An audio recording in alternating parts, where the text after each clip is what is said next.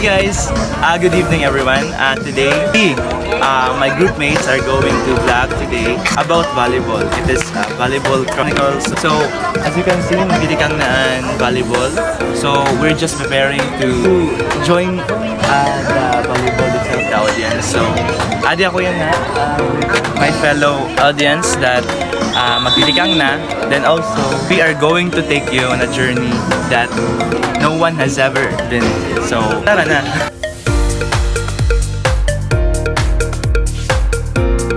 Rinar here. This vlog is meant for us to enjoy, entertain, and better understand the mechanics of volleyball. Hi guys, tonight I'm going to interview one of the players of Junom's Choice. So here is Lex Carbon, a player from Junom's Choice. So Lex, what is your experience before, during, and after the game? So, my mindset before the game is to win and put my efforts and all the best I learned. And during the game, I was nervous because we have so many errors and we have little communication with my teammates. But fortunately, we had ended the game with a 39-40 score and we won. So Okay, go for it. Expand your answer. So after the game, I was relieved that we won and got a 1-0 standing on the game. Thank you. So, how it does feel like to winning the game? Delightful? Yes, it's good. It's awesome, right? So, if you're giving an advice to the people out there, student that wants to join, so what is your advice to them? So train hard and always put your best, be the best of your trade. Thank you. Thank you so much, Lex. Guys, another respondent in our vlog. This is Kuya Lloyd Patrick. Okay. So, good evening, yeah. So, we have questions for Kuya about the rules and regulations in volleyball. Kuya, can you tell us about the rules and regulations of volleyball?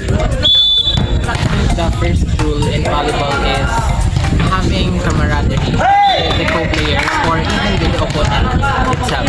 Because having that camaraderie within the players itself, players will grow in playing a specific sport, and that is the first rule, I guess, that is needs to be uplifted in any sports. Kuya, can you share with us your favorite moments or victories from your volleyball career? I can't remember anything because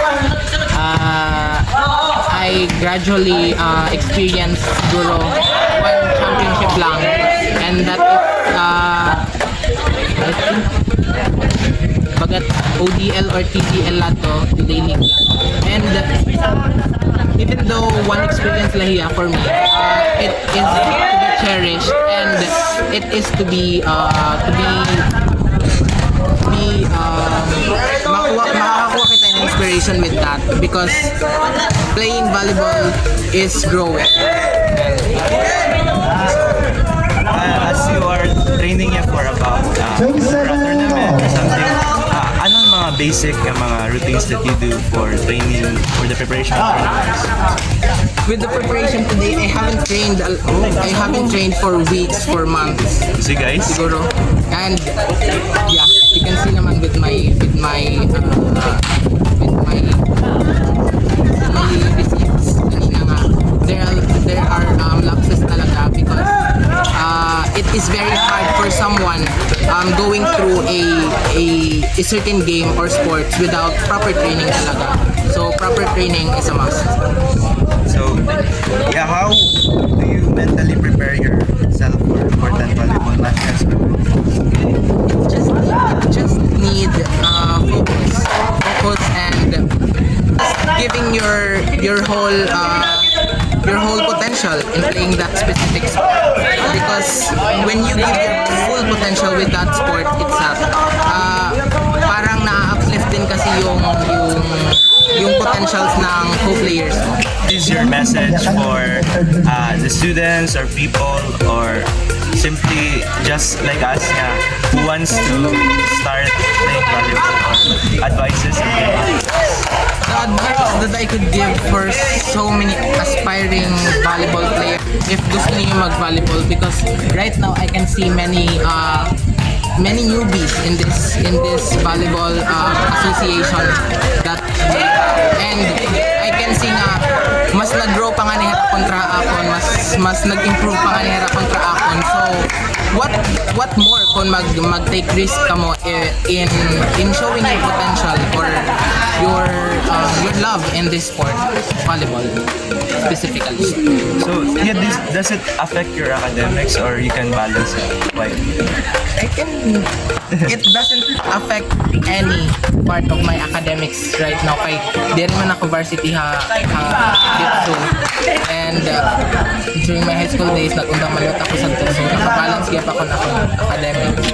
Pero if nag-continue ako dito nga part, siguro mababalance man lang ito if you have that time consciousness with yourself. Thank you so much, Kuya Lloyd, for being one of our respondents for our vlog. And thank you so much. As we are roaming around, may nakitan kami nga 2 players. Recently, nagdaog pala sila sa nila game, which is Daphne and Joanna. So guys, I have questions for you. What is your experience before, during, and after the game? Siyempre, kaunahan ako bago. Pagka last na, enjoy na kayo. Siyempre, doon kaunahan, makulba.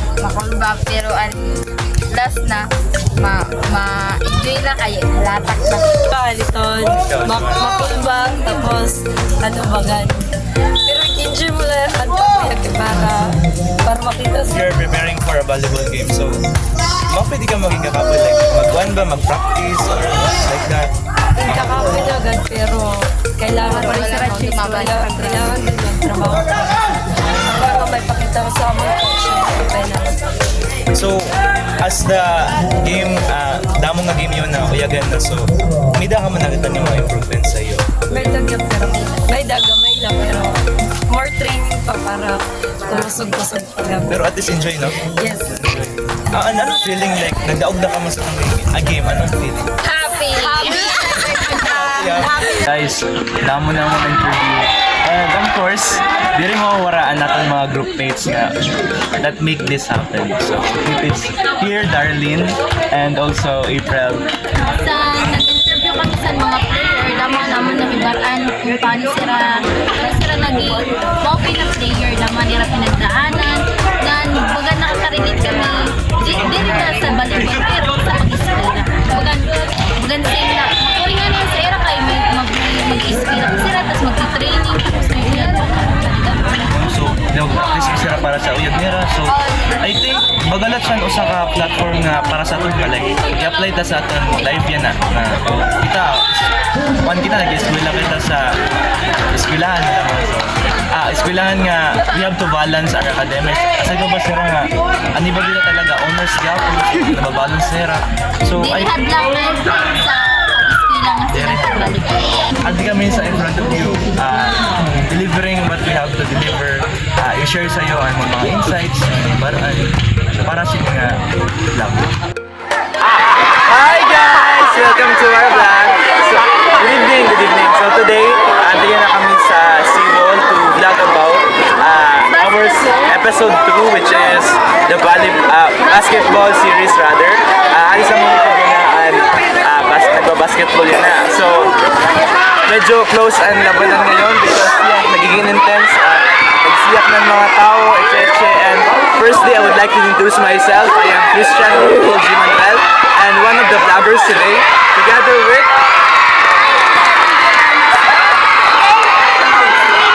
Bagang mataog na ko ng pinalaman. yeah, Binalayan. We're not biased though. We're not biased. Pero So, bagang mataog na yeah. And next, Mega. Okay, next one. Okay. And anything you want to say about the vlog? No, Binalayan. Charot. Binalayan. Okay, and also we have Sophia and my left. Sophia. Hi guys!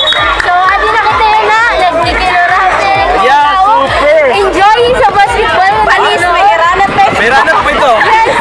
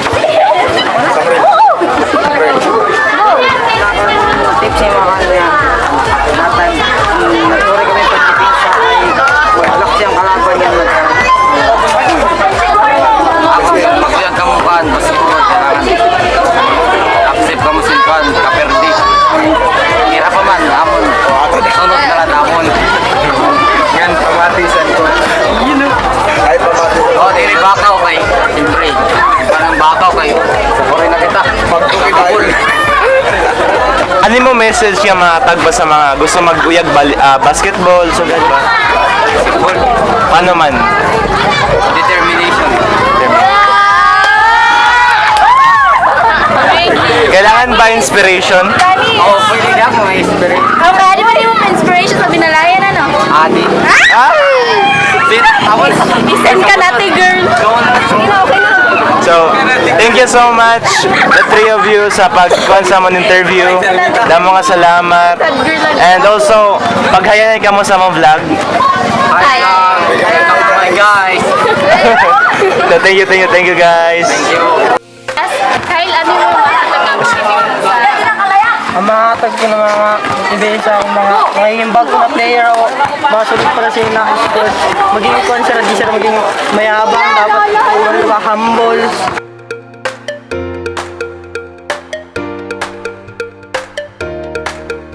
Makes perfect. That's the process. Kailangan ba may inspiration basta kuan? Basta basketball player? Pwede man. Pwede man maging may inspiration para kumusulban. Yan. Salamat! Thank you Kyle for being part of our vlog. Can you say hi to our vlog? Hi vlog!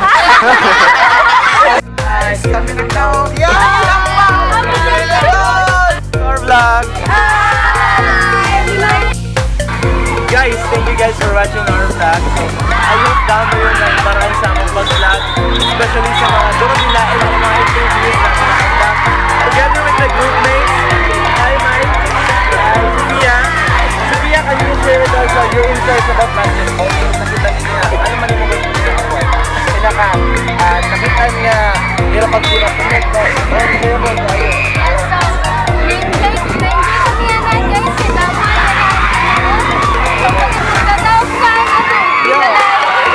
So I think kaupay nga opportunity nga makamanood kami sini kay bagan championship na nga level nila sa kapan, di ba daw? Yes. Ano ba ba?